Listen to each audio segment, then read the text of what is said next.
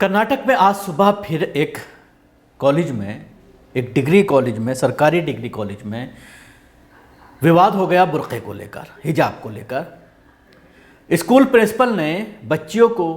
हिजाब पहनकर एग्ज़ाम देने की परमिशन दी थी। बाकायदा उसके लिए फ़ोन पर बात हुई थी प्रिंसिपल से बच्चियों की, और उसके बाद बच्चियां हिजाब लगा करके स्कूल पहुंची। उनसे ये कहा गया था कि आप स्कूल में अंदर पहुंचने के बाद, कॉलेज में अंदर पहुंचने के बाद आप शॉल ओढ़ लीजिएगा, हिजाब नहीं पहनिएगा। इसके बाद लड़कियों को लगा कि एग्ज़ाम है, हमें पहुंचना चाहिए, और वो हिजाब पहन करके जब स्कूल प्रेमिसेस में गेट में एंट्री करने लगी तो उस वक्त एबीवीपी के कुछ गुंडे आए और उन्होंने इस बात पर ऑब्जेक्शन किया कि कॉलेज के अंदर हिजाब पहनकर नहीं आ सकते। आप अपने टीवी स्क्रीन पर देख सकते हैं इस वीडियो में कि किस तरह से बच्चियां इन गुंडों से लड़ती हुई नज़र आ रही हैं।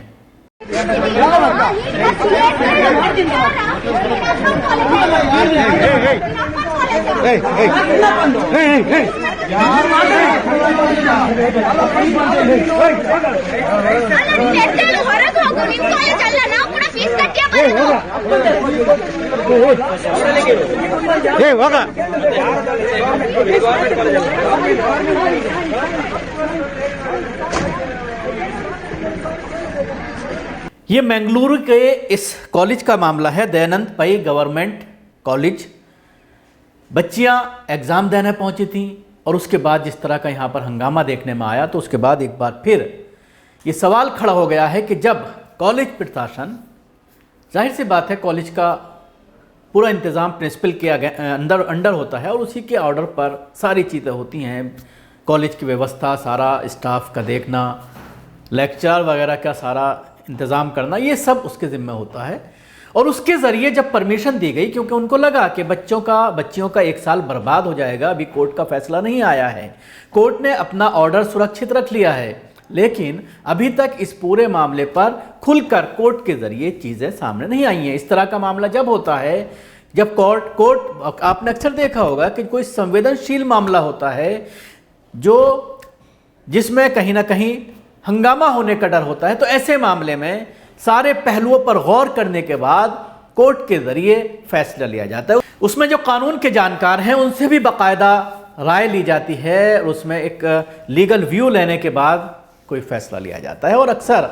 आजकल 2014 के बाद मोदी सरकार में इस तरह की चीज़ें सामने आ रही हैं कि जब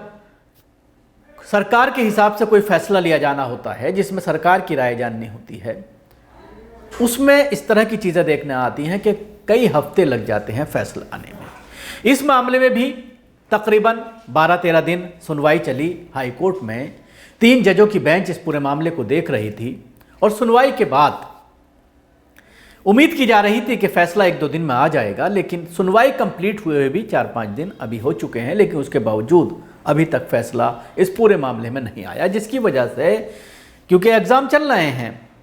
और उसमें दिक्कत आ रही है बच्चियों को। अक्सर ये खबरें आ रही हैं कर्नाटक से कि बच्चियां एग्ज़ाम छोड़ दे रही हैं अगर उन्हें हिजाब में बैठने की परमिशन नहीं दी जा रही है, इजाज़त नहीं दी जा रही है। हालांकि जो कोर्ट का फैसला आया था उसमें कई तरह के पेंच हैं, कई दफ़ा ये बात सामने आती है कि ये ऑर्डर जो है वो डिग्री कॉलेज में लागू नहीं है, ये इंटर कॉलेज तक लागू है, लेकिन उस पर कुछ स्पष्ट नहीं है कि कहाँ लागू है, कहाँ पर रोकना है, कहाँ वो करना है, इस तरह की चीज़ें। हालाँकि कुछ दिन पहले ये खबर भी आई थी कि एक सिख लड़की को भी स्कूल में जाने से रोक लिया गया क्योंकि उसने पगड़ी पहनी हुई थी, और सिखों के यहाँ पगड़ी जो है वो एक धार्मिक पहनावा है, वो उनके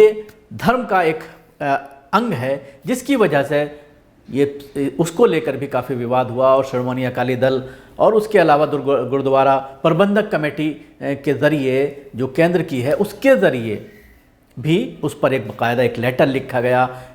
केंद्र सरकार को भी और कर्नाटक सरकार को भी, और उसके बाद ऐसा लगा कि शायद कहीं चीज़ें मैनेज हो गई हैं। लेकिन जहाँ तक ताल्लुक़ है बुर्क़े का, जहाँ तक ताल्लुक़ है पर्दे का, जहाँ तक ताल्लुक़ है हिजाब का, उसको लेकर जिस तरह की रणनीति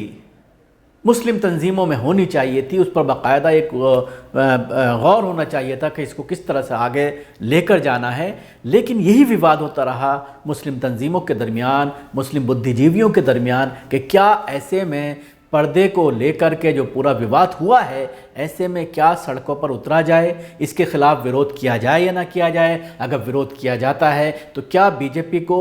इलेक्शन में फ़ायदा होगा, जिस तरह से 5 राज्यों में इलेक्शन हो रहे हैं। इसी पर हमारे यहाँ बहस चलती रही और उसके बाद ये मामला लगातार सुर्खियों में आता रहा। मीडिया ने जिस तरह का रोल इसको लेकर के अदा किया वो सब आपके सामने है कि किस तरह से इसको लेकर बहस हुई और उसके बाद एक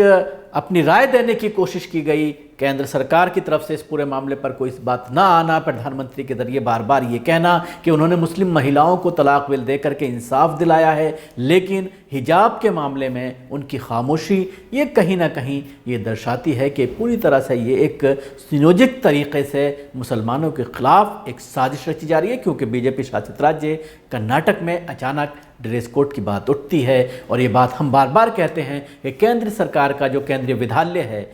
पूरी इंडिया में केंद्रीय विद्यालय की ब्रांचेज हैं जो सरकारी कर्मचारियों के लिए होता है, ख़ास तौर से कि जब उनका ट्रांसफ़र हो तो वो उनके बच्चों का साल बर्बाद ना हो, जहां वो पढ़ रहे हैं बाकी उसी स्कूल में, उस इलाके में जहां उनका ट्रांसफ़र हुआ है, एडमिशन ले लें। उसकी बाकायदा जो ड्रेस कोड की जो गाइडलाइंस हैं उसमें ये दर्ज है कि आप स्कार्फ लगा सकते हैं, आप हिजाब लगा सकते हैं, लेकिन उसके लिए आपको ड्रेस के कलर का ही हिजाब पहनना होगा। शुक्रिया। आपको हमारी कोशिश कैसी लगी ज़रूर बताएं। हमारे यूट्यूब चैनल को सब्सक्राइब करना ना भूलें, इसके साथ ही बेल आइकन ज़रूर दबाएं। अगर आप ये वीडियो फेसबुक पर देख रहे हैं तो पेज को लाइक करें, उसके साथ ही फॉलो भी करें।